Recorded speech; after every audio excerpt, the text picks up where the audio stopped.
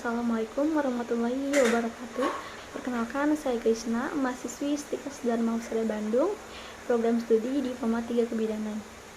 Baik, di sini saya akan menjelaskan konsep dasar kesehatan reproduksi. Di sini ada definisi kesehatan reproduksi, yaitu suatu kondisi sejahtera secara utuh, baik fisik dan mental, serta sosial dan juga terbebas dari penyakit atau kondisi kecacatan dalam hal sistem dan fungsi serta proses reproduksinya. Dan di sini juga ada sejarah kesehatan reproduksi, yaitu suatu keadaan sejahtera fisik, mental, dan sosial secara utuh, tidak semata-mata bebas dari penyakit atau kecacatan dalam suatu yang berkaitan dengan sistem reproduksi.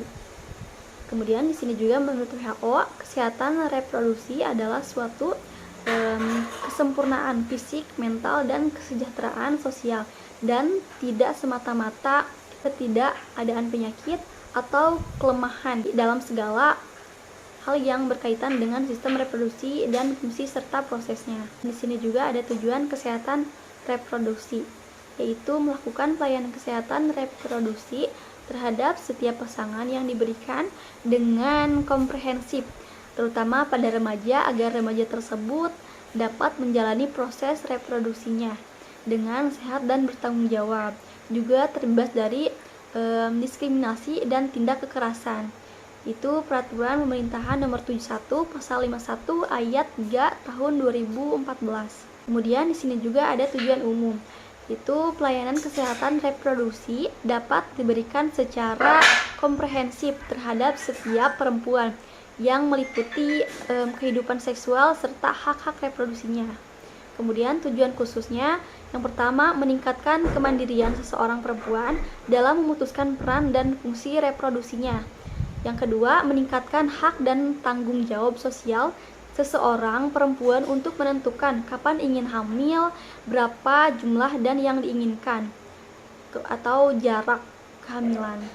Yang terakhir, meningkatkan peran dan tanggung jawab sosial pria tentang dampak dari perilaku seksual, fertilitas terhadap kesehatan, serta kesejahteraan pasangan dan anak-anaknya. Kemudian di sini juga ada sarana dan ruang lingkup kesehatan reproduksi. Yang pertama di sini ada kesehatan ibu dan anak. Diperlukan upaya pendekatan atau asuhan secara holistik dan berkeseimbangan sejak masa kehamilan, persalinan, nifas, dan siklus kehidupan perempuan. Kemudian yang kedua, kesehatan keluarga berencana, yaitu salah satunya upaya pelayanan masalah dalam mengatur jarak kelahiran adalah diaktifkannya KB.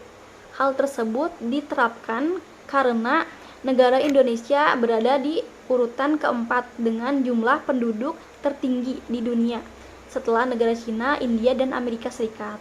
Kemudian di sini juga ada kesehatan reproduksi pada kelompok lansia. Kelompok lansia di sini adalah kelompok masyarakat yang juga perlu diberikan informasi mengenai peningkatan kualitas hidup. Dalam peningkatan kualitas hidup tersebut dapat dilakukan sebuah upaya screening keganasan atau pada organ reproduksi. Kemudian selanjutnya di sini juga ada faktor-faktor yang mempengaruhi kesehatan reproduksi. Itu yang pertama, faktor ekonomi atau demografis, yaitu faktor ekonomi dapat mempengaruhi kesehatan reproduksi seseorang karena terkait pada segi rendahnya pendapatan atau pendidikan dan ketidaktahuan terhadap reproduksi. Kemudian di sini juga ada faktor budaya dan lingkungan. Budaya sangat berpengaruh terhadap perilaku masyarakat terhadap kesehatan, meskipun tidak semua budaya dapat mempengaruhi perilaku kesehatan yang merugikan. Namun, beberapa budaya yang dianut masyarakat dapat merugikan kesehatan. Nah, kemudian di sini juga ada pencegahan dan penanggulangan IMS, termasuk PMS dan HIV atau AIDS. Penanganan difokuskan pada penyakit dan gangguan kesehatan yang berdampak pada saluran reproduksi seperti TBC, malaria, filariasis, gonorrhea, dan kemudian di sini juga ada kesehatan reproduksi remaja. Remaja merupakan salah satu kelompok masyarakat yang memerlukan perhatian khusus dalam bidang kesehatan reproduksi karena mereka adalah kelompok yang rentan terhadap penyalahgunaan sikap dan perilaku, penyimpangan, dan konsep-konsep kesehatan. Kemudian ada hak-hak kesehatan reproduksi, yaitu hak bagi pria dan wanita dalam memperoleh informasi dan akses terhadap berbagai metode KB yang mereka pilih dengan memerhatikan keamanan. Hak reproduksi juga mencakup hak memperoleh layanan kesehatan yang aman dan sesuai standar dalam masa kehamilan, persalinan, nifas, menyusui, serta memberikan bagi pasangan untuk ikut terlibat. Kemudian ada faktor psikologis. Psikologi seseorang juga dapat mempengaruhi kesehatannya, termasuk kesehatan reproduksi.